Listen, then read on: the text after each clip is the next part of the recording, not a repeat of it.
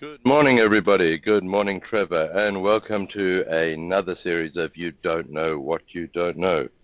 How are you Good this morning, morning, Trevor? Roland. I'm very good, very good. Flew back in from Sydney yesterday. Boy, there's some hot weather going around at the moment, I can assure you of that. We're very lucky to live in this country, really. So, Trevor, today we have got security, which is quite an interesting one because I think security has to do with technology and with processes around it. If you implement technology without the correct processes, you don't really have a secure environment. It has to be a blend of process um, as well as technology. So what we're going to go through today, guys, is we're going to give a very high-level overview of security. We're going to talk about some tips and tricks that you can use in your everyday to make your devices and your environments more secure. But we're really giving you talking points to discuss with your IT partners. During my tenure at Dimension Data and Microsoft, I found that organizations did not really want to talk about security or invest in it until there was a breach.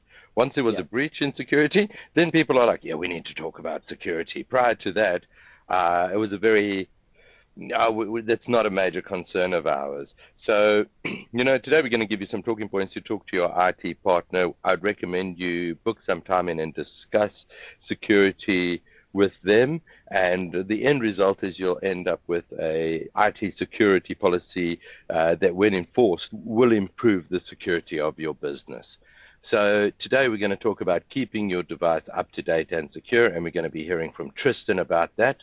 We're going to start off with why security matters, and then we're going to look at this concept of device-centric compliance. So let's start out, Trevor, with why security matters.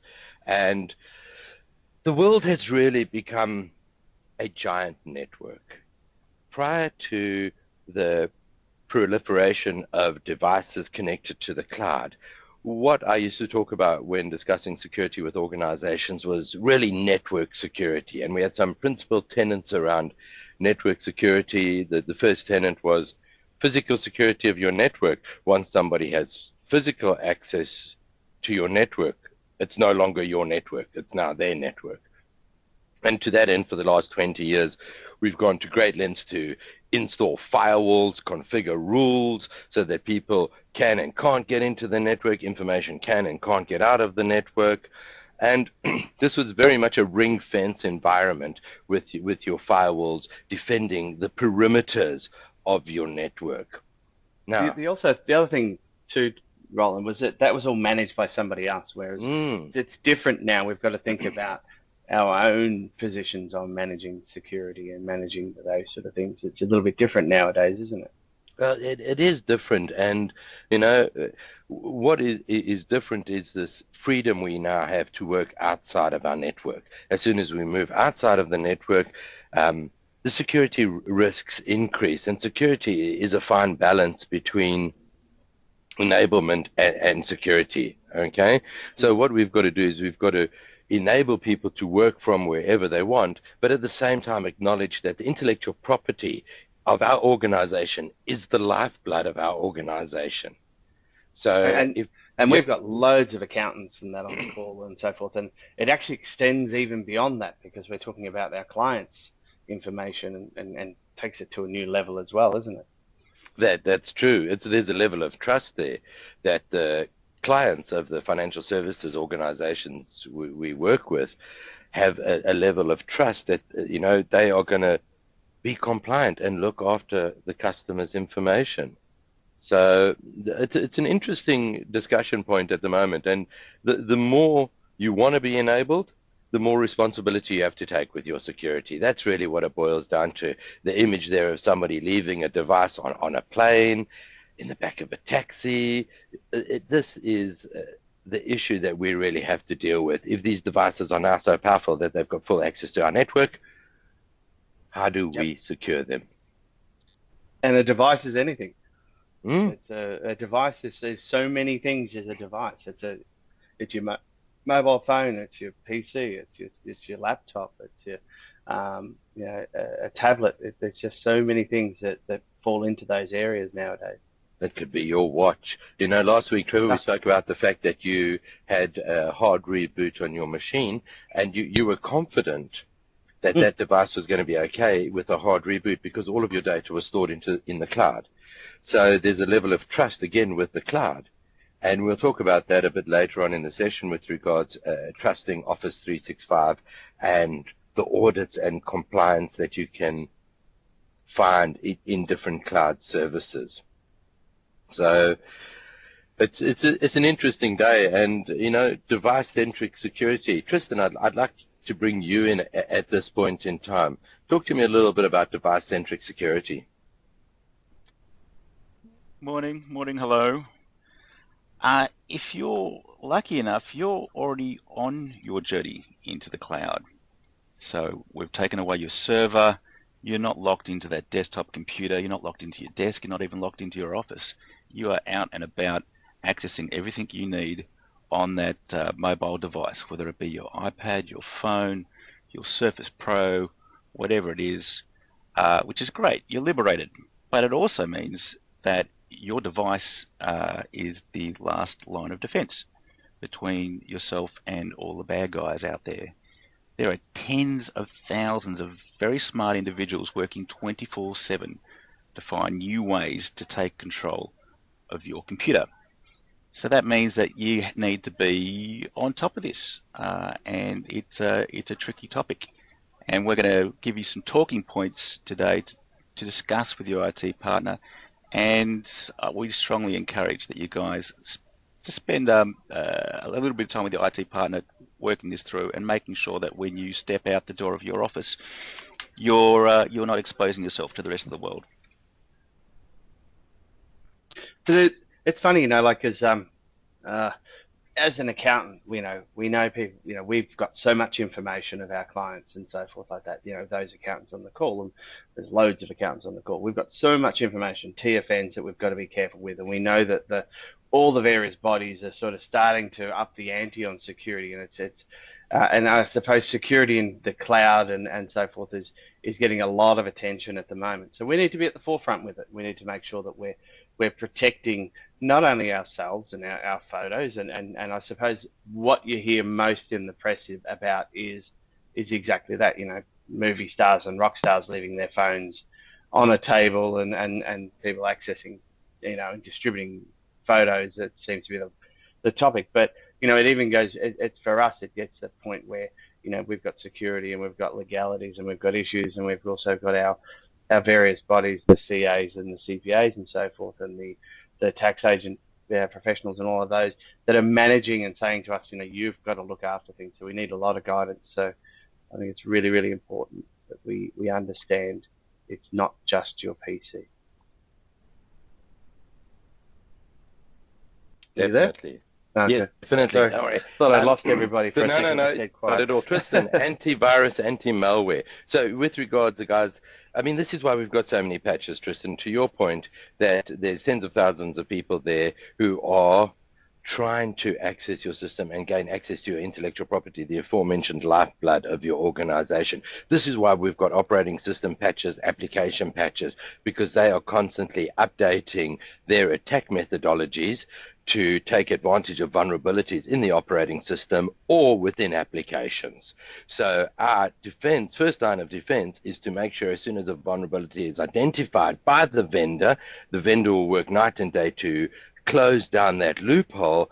We then get the fix in the form of a patch. So patching is very important, Edie. Yeah, absolutely. We're pretty fortunate in that Microsoft spend a lot of money on ensuring that their operating systems are as up to date as possible. They are very aggressive with their patching, but at the same time, historically, they've also given us plenty of rope to hang ourselves with, in as much as that we have been able to ignore updates and patches and service packs for our operating systems. And even some IT professionals have been running around suggesting that it's not a good idea to apply these patches or updates or service packs. It's really bad advice. I was going to talk about that, Tristan, because I recall, before joining and becoming a part of Hub One, I recall, our IT guys saying, "Oh, don't update that yet. We don't know what the patches and impacts it's going to have on the other applications and our systems." And we were always behind our updates. So that's probably something that a lot of people, have in the back of their mind and are probably a bit reluctant to go and do the updates. But as you're saying there, we've got to keep them up to date. If your operating system isn't patched and up to date, then you are potentially in an insecure environment. And it's not just the operating systems as well. It's application updates are really important. And we're not just talking about Microsoft Office. We're talking about things like Java. If you're an accountant and you're using, if you're lodging with the ATO, then you've probably seen the little Java update pop up, flick up every 2 weeks or so. It's really important to be on top of the updates for all the applications, not just Microsoft Office, but things like Java as well. Java is inherently insecure. It's one of the biggest threats to an operating system, and we need to have policies in place which ensure that things like Java on your PC are up to date. But when you say policies and so forth, if we're running our own machine and we're responsible for those things, you're saying update Java, you're really in charge of what you're doing yourself and making sure those updates are occurring, isn't it? If you're a one-man band, it's totally up to you. If you're an accounting firm, then ideally you've got an IT champion who spent time with their IT provider and has a good handle on what needs to be done on a month-to-month, a week-to-week basis as far as keeping the computers up to date and patched and secure. So much harder if you're a one-man band, a lot easier if you're the IT champion with an IT partner to assist you along that path. Yeah, you mentioned that Java update. There's one going on at the moment, and I must admit I get a bit nervous when the Java updates come because I don't want to lose my access to my tax agent portal and all of those sort of things. So again, great little tip there is to go in and just update it because you need to keep those things up to date. So I'll go and do that this afternoon. Again, exactly the same with antivirus and anti-malware. Everyone should have antivirus and anti-malware. Got to be kept up to date. That's one of the can you help line of defense? The non-technical people like myself, the difference between antivirus and anti-malware, because I must admit I get a little bit confused on it, and I'm sure there's some other people out there feeling the same. Yeah, don't try to differentiate. It's really the flip side of the same coin. Again, get the advice from your IT partner and let them make those decisions for you. So are you saying that people started calling antivirus software anti-malware software and now they've just become the one thing? Yes. Okay. Originally it was all yes. It's a big complicated beast, but the important thing is you've got something that works and it's up to date. And if you're not sure if you have something, or if you're not sure it's up to date, reach out to your IT support partner and find out and get a definitive answer, because it's super important to have that piece of the puzzle in place and patched. All right, Tristan, I got a quick question for you. Windows Defender. Yes. All right. How do we rate that in comparison with other third-party anti-malware, antivirus? Surprisingly well. Yes. That's what I use, so I was just looking for a another opinion on it. But yes, I'm quite happy with the update to the signature files and the protection that I've got. If you have Windows 8 or Windows 10, correct me if I'm wrong, but Roland, but you have Windows Defender by default is installed with their operating system. So Windows Defender is the Microsoft antivirus, anti-malware solution. It is pretty good. It's rated quite well by the IT security arena, and we're pretty comfortable with it. I personally use a combination of Windows Defender and malware antibites for a two approach. All right. But again, but Windows Defender would be good for most people on this call. If they didn't have a current solution in play, that would be the way to go. Yep. All right. Good place to start. Let's move on. To click or not to click? This is the question. It sounds very Shakespearean, Tristan. It is. It is indeed. 2015 was the year of something that I call click regret. I clicked on a link and now I really, really regret it. Again, those really clever hackers out there are finding new ways to get you to click on nasty links. They might be links in emails, they might be links in web pages, links in random pop-ups, they might be dodgy attachments in emails. If you see an email and it has a link in it, don't assume that it's in your best interest to click on that link. In fact, assume it is bad. And until you know otherwise, don't click on it.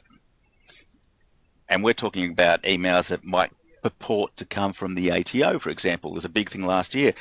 There were lots of fake emails coming out from the ATO targeted at Australian accountants. They looks like it comes from the ATO, but it's got links in there that lead to websites that download malware to your computers. So assumption is the root of all evil. Just because you see something in an email or a web page doesn't mean you should click on it, and be really wary of attachments and emails from anybody you don't know. In fact, the best thing to do is just don't click. And if in doubt, send a copy to your IT support partner and say, hey, is this safe? Should I click on it? Because they're going to know. They're going to be able to tell you really quickly. So yeah, to click or not to click, always think twice. All right, that's very sound advice. Okay, talk to me about passwords, because this is, again, something that is a combination of process and technology. We can implement the technology and say we would like complex passwords that are changed every 40 days. And guys, I'd just like to I've got a couple of questions coming up in private IM windows where people are saying, what is the balance between security and enablement? And it's exactly that. If we wanted to make, we could use passwords as a good example. If we wanted to make the passwords complex and that we had to change every 7 days, I think some of us would find that laborious, that we had to think of a new 9-character password every 7 days. So it would be very secure. The passwords change every 7 days. That's awesome. But you know what? You guys would end up writing them down because it's too difficult for us to remember that. So again, when you're thinking about passwords, and one of the great things I like here is passphrases, it's a balance, guys. Don't make it so complicated that it's not a workable or functional solution. So talk to me about passphrases instead of passwords, because I like that, Tristan. Passwords are passe, no pun intended. Well played. The thing called passphrase, it's a concept where instead of using a password like Monday01, which under duress would probably be cracked in about 5 seconds, you use a passphrase. So it's literally a phrase. It might be something along the lines of, Roland is my Lord and Saviour, exclamation mark, hyphen, hyphen, hash, hash, 02. Yes, again, a little bit complicated. I use a lot of, and I know this might sound corny to some of you on the call, but I tend to use inspirational phrases and different languages. Put something in Spanish or French or Sanskrit or Afrikaans. If you speak another language, I find it's quite handy. A lot of the dictionary attacks in that use the English dictionary and variations of that. So using another language is, I find it helps security. And then using a phrase, you know, if there's something that you want to achieve in your life or something that you want to empower yourself with, you forcibly typing that in a few times a day. Yes, and substitute letters for numbers and add some special characters, because that greatly enhances the security of any password or passphrase. And ideally, I know you guys have to deal with a big bunch of different services which all have their own different usernames and password combinations, whether it be password for Xero, password for Office 365, etc. A great way to deal with that, password dilemma is to use a password manager, which is a piece of software, usually cloud-based. And by way of example, I use something called LastPass, and that is short for the last password that you will ever need. So I have one master password, a good, strong, complicated password that allows me to manage every other user account and password that I use on a day-to-day basis. It will even supply that information automatically to the services as I attempt to log on to them, whether that be Xero Practice Manager, MYOB, you name it. If it's a web service, a password manager will store all those credentials and automatically authenticate to that service on your behalf. So don't write them down. Don't stick them on a sticky note next to your computer. Go out and get a free copy of LastPass and have a bit of a poke around, and it will save you a lot of time, stress, and probably secure your business significantly as well. All right. So, Trevor, we were talking earlier about the amount of time that you spend in different boardrooms and the security or lack of security that you see in some customers' boardrooms. So, tell me a bit about that. Look, seriously, in our industry, the biggest frustration a lot of people have is the passwords and managing their passwords. And it's a lot. When I do a lot of training, I talk about, that level of security. Tristan mentioned sticky notes and so forth. And the first thing I do is when I go into a training session is I flip the keyboard over in the boardroom, and on the back of the keyboard, nearly 100% of the time is the password for everything that has to be done. So it's like putting the key under the mat almost to your house, and all of those sort of things. It's just habits that we get into, is because we've, I suppose, we get frustrated with the passwords, but I think it is something we have to work with. I'm sure, back when we had to start putting and locking our front door, everybody was frustrated with having to lock the front door, and all of those sort of things. So it's just Now I think you're really showing your age, Trevor. So I'm going to move on to Tristan's two-factor authentication. TD, talk to me about two-factor authentication. Two-factor authentication is really cool. It means that when I go to Office 365 and I plug in my username and password, Office 365 will use a second factor of authentication before it will allow me to log on. Okay. That might be something involving my phone. It might be a text message to my phone with a special code that I then type in as well as the password. So even if someone does have your password, as long as they don't have your phone, then you're okay. Okay, so what I'm hearing there is two-factor authentication could be summarized as something you know, i.e. your password, and something you have, your phone. Absolutely. Okay, so you could also say by a VPN token, if we weren't using cloud and we had the fun and games of the old virtual private network and people get an RSA token with 6 digits on, I need that 6-digit PIN plus the 4-digit PIN that coincides with that to be typed in within a 60-second window in order to gain access to the network. So that is really two-factor authentication, something I have and something I know. Two-factor authentication is a great way to secure all your services and data. It used to be extraordinarily difficult and expensive to implement. Now it is cheap as chips and very simple. Because of the phone. Because of your mobile device, which is also secured in a number of different ways. I think Xero now have it, Office 365 have it, a bunch of services have it. If it's there, it's definitely worth investigating. Excellent. All right, so security continued. I touched briefly on the first tenet of network security around if somebody has physical access to your network, it is no longer your network.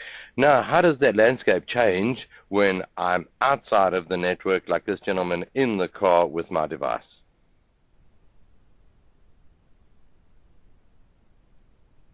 Where's that gentleman? Oh, sorry, that's on the next slide.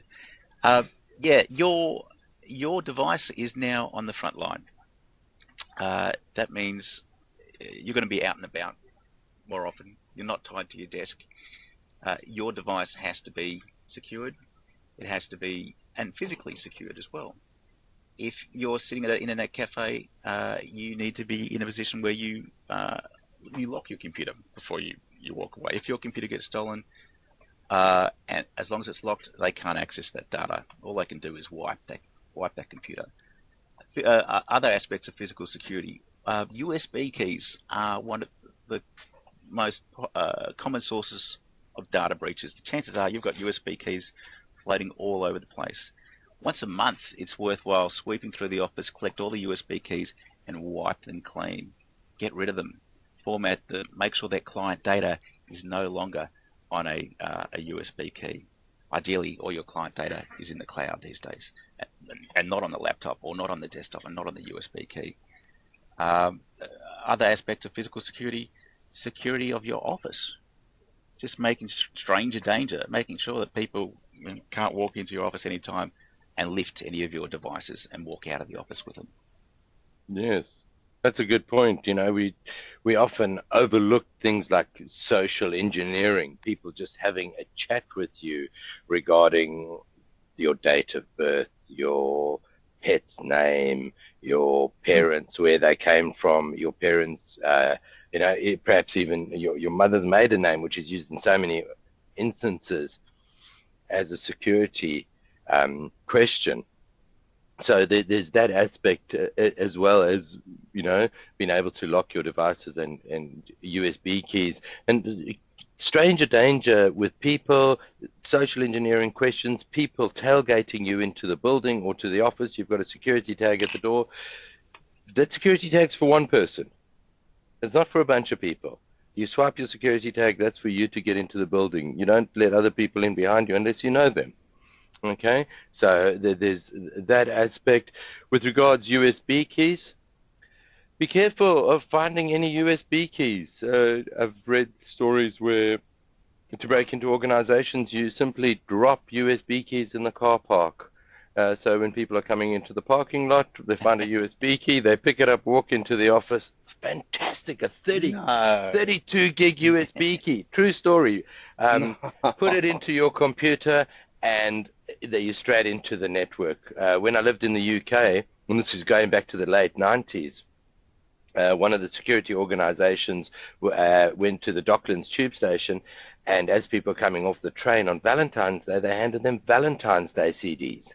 So the majority of people thought, sweet, a CD, free stuff on it, went back to their desk, put the CD, that's not applicable anymore, we'd use USB keys, but put the CD into their computer, and what the virus software on the computer did was actually send a connection out to the security company's site, notifying them which organizations were now vulnerable. So then they contact the organization and say, guys, we did a little bit of social engineering this morning. We had some good-looking people giving away Valentine's Day CDs. Your staff took them and compromised your entire network by putting those CDs into your otherwise secured, ring-fenced environment. So there's lots of stories like that out on the internet, people giving away admin rights as well. Talk to me about this, Tristan. I see lots of organizations where people give admin rights and you're pretty much giving away the farm, aren't you? It is the path of least resistance for the IT champion in an accounting firm is to allow everyone to have admin rights on their device. It's the path of least resistance because it means that the IT champion doesn't get bothered when people want to install software on their device. But if someone has admin rights on their computer, then they can very easily infect their device with malware, spyware, all the nasty stuff. If they don't have admin rights, about 80% of malware, spyware, all the nasty stuff can't install and can't run. Okay. So, if we've got a mobile workforce, you know, like Tristan, if I'm here in Queensland and I need to go and see you and say, can I upload this software, that would drive me insane. Well, you could be using a non-admin account to do most of your work, and then when you need to do admin functions, have an admin account. Or you could even escalate and run something with admin credentials, which is something that I think maybe we should touch on that in another session, because you make a very good point there, Trevor, and that's given me an idea for another session of you don't know what you don't know. There are lots of ways to mitigate that, but yes. It's far more important to be secure and not be offline for 3 days while your PC gets formatted and rebuilt from scratch than it is to be put out for 5 minutes while someone with authority installs the piece of software for you that you need. Good point. All right. So some top tips, okay? Locking your device. The Windows L key, we touched on this last week, but never walk away from your device without locking it. You don't need to do Control-Alt-Delete lock device like you used to have to do on previous versions of the OS. Just Windows L will, and I'm talking previous versions like XP. Well, I don't know if Windows L was on XP. Passphrases, not passwords. Okay, so these are your tips for today. Secure your phone with long pins, or make sure your phone has got a pin of some sort. Do not leave that device without security. Everybody will lose a phone at some stage in their life. Some of us may lose a few, but I guarantee you everybody will lose a phone. What you don't want is information on that phone being easily accessible. So if you try to break into someone's phone, even if you plug it into your machine, you've got to put the password in to be able to access the phone. So make sure you got a decent pin on your phone. When I was at Microsoft, we had 6-digit pins enforced on all of our mobile devices. All right. Now we talk about trusting Office 365, trusting the cloud, and some people have concerns around cloud security. So there's a thing called the Office 365 Trust Center. If you have any concerns about placing your data in a cloud, do the due diligence and make sure it is compliant with the requirements of your organization. We spoke earlier about Trevor doing a hard reset on his device. If he had lost the device, how do we make sure Trevor still got access to all his intellectual property, this lifeblood running through our organization? Put the intellectual property in the cloud. That's it, guys. The cloud is secure. If you don't believe me that the cloud's secure, click on this link or just Google Office 365 Trust Center, and that will allow you to get access to all the audits, ISO 27002, HIPAA compliance, SOX, all of the audit information. And that's really all we've got time for this week, guys. So I'd like to thank Tristan. I'd like to thank Trevor for another fantastic session of You Don't Know What You Don't Know. Next week, we have got Outlook tips and tricks for 2016, responsible and respectable email behavior, and how to amp up your Outlook utilization and productivity. So once again, Tristan, thank you very much. Trevor, thank you very much. Thank you, guys. See you all next week. We'll see you all next week. Goodbye. Bye.